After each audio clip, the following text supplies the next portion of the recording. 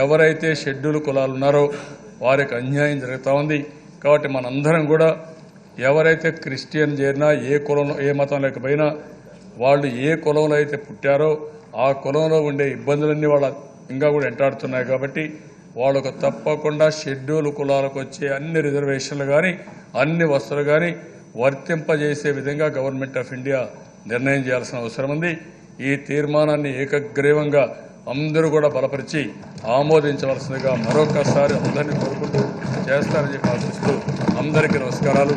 జై దళిత క్రైస్తవులను ఎస్సీలుగా పరిగణించాలంటూ ఇంతకు ముందు గత శాసనసభలో కంబైన్డ్ ఆంధ్ర రాష్ట్రంలో నాన్నగారు ముఖ్యమంత్రిగా ఉన్నప్పుడు అప్పట్లో ఒక తీర్మానం కంబైన్డ్ ఆంధ్ర రాష్ట్రంలో చేయడం జరిగింది, పంపించడం జరిగింది అధ్యక్ష.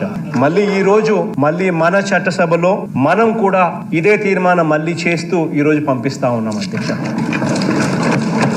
కారణం ఏంటంటే అధ్యక్ష, ఒక దళితుడు ఇది వరకు తాను ఆచరిస్తా ఉన్న మతాన్ని విడిచి మరొక మతంలోకి తాను వెళ్ళినంత మాత్రాన వారి సాంఘిక గాని ఆర్థిక గాని జీవన స్థితిగతుల్లో ఎలాంటి మార్పు రాదు అన్న సంగతి ఇక్కడ ఉన్న మన అందరికీ కూడా తెలుసు.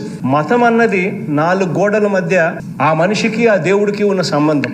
ఆ మనిషి ఏ మతంలోకి వెళ్తే ఏ రకంగా ఎవరికి నష్టం జరుగుతుంది అన్నది, ఎవరికి అన్యాయం జరుగుతుంది అన్నది, ఎవరికి ఏ రకంగానూ ఏమి జరగదు అన్న సంగతి కూడా తెలిసిన విషయమే అధ్యక్ష. దళిత క్రిస్టియన్లకు ఎస్సీ స్టేటస్ ఉండాలి అన్నది ఎక్కడైతే ఏ పారాగ్రాఫ్ అయితే ఉందో ఆ పారాగ్రాఫ్ను కూడా వెంటనే తొలగించాలని కేంద్ర ప్రభుత్వం చొరవ చూపాలని, దళితుల పట్ల క్రిస్టియన్ల మీద ముస్లింల మీద మీకు ఏమాత్రం చిత్తశుద్ధి ఉన్నా నిరూపించుకోవాల్సిన అవసరం ఉంది.